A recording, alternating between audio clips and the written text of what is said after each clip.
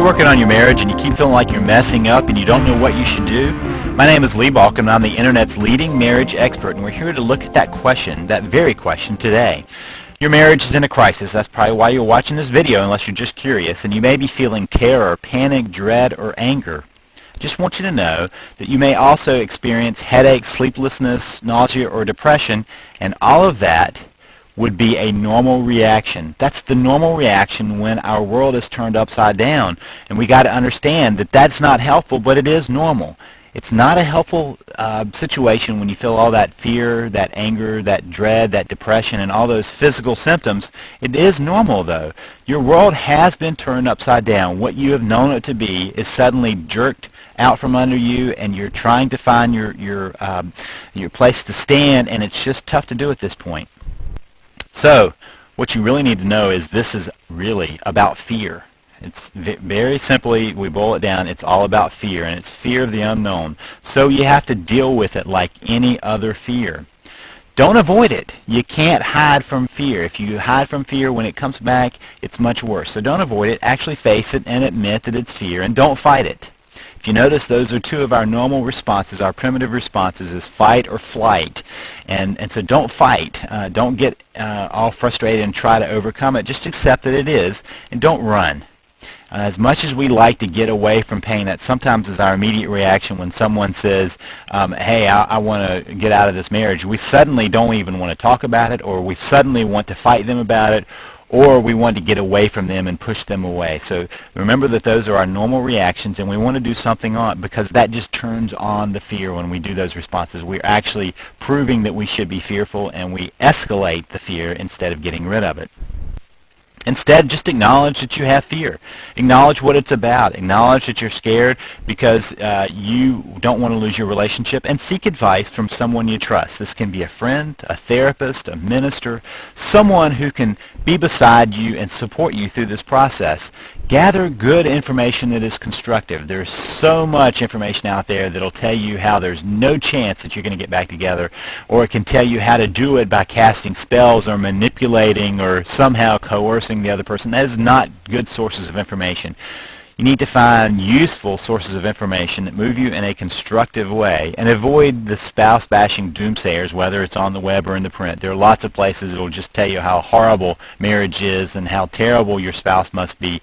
Don't listen to that. That just feeds what you're already feeling inside, and it helps you justify. So, but also, be clear about this. At this point, it's not the time to not take care of yourself. In fact, you really need to take care of yourself in this period of time, even when you're scared. So you need to eat well. You need to make sure you're getting nutrition in. So many times people do one of two things when they're in that fearful response. They suddenly start eating just horrible food, junk food, yucky food, that's the kind of the comfort food, and so they gain weight and feel worse, or they don't eat at all and they lose weight and feel worse. You need to eat well. Make sure you're eating useful meals, good meals for your body.